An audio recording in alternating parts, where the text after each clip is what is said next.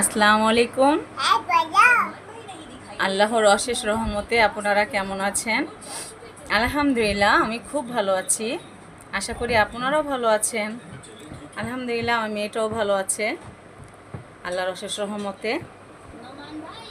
আজকে আমি আপনাদের সাথে কিছু কথা বলবো। সেটা হলো,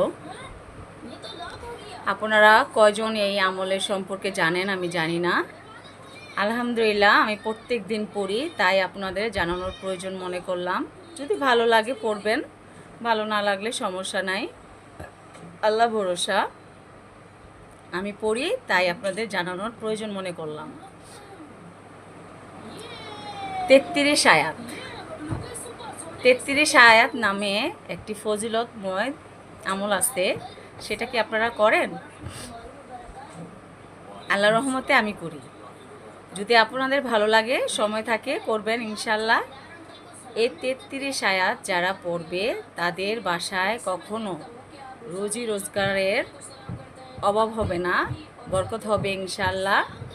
আল্লাহর রহমতে তার বাসায় কোনো দিন চোর ডাকাত আসবে না, সে যদি রাত্রে এই 33 আয়াত পড়ে ঘুমায়।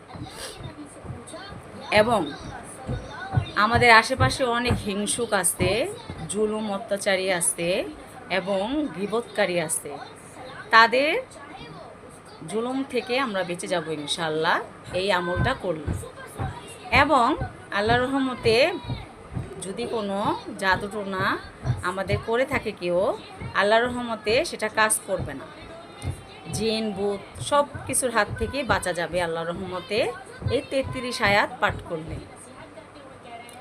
এবং সে খুব মানুষের কাছে শ্রদ্ধাশীল হবে, মনোযোগ সহকারে তাকে সবাই সম্মান করবে, শ্রদ্ধা করবে ইনশাআল্লাহ। আল্লাহর রহমতে তার মান সম্মান অনেকটাই বৃদ্ধি পাবে। আল্লাহর রহমতে মান সম্মান অনেক বৃদ্ধি পাবে এই আমলটা যে ব্যক্তি করবে। আপনারা যদি মনোযোগ সহকারে ফজরের নামাজ আদায় করে এবং মাগরিবের নামাজ আদায় করে এই আমলটা করেন, তাহলে এই যেইগুলা ফজিলত আমি বললাম সবই আপনাদের নসিবে হবে ইনশাআল্লাহ। আল্লাহর রহমতে আল্লাহ পাক যদি কবুল করেন, আপনারা যেই দোয়া যে আমল করবেন অর্থসহ, অর্থটা ভালো করে জেনে নেবেন, জেনে জেনে করবেন ইনশাআল্লাহ। আল্লাহর রহমতে সেটা আল্লাহ পাকের কাছে কবুল হবে। 33 আয়াত নামের যেই ফজিলতময় আমলটা আছে, সেটাতে কি কি আছে আপনারা জানেন? আল্লাহর রহমতে সূরা বাকারার প্রথম 5টি আয়াত আছে এবং সূরা বাকারার 255 থেকে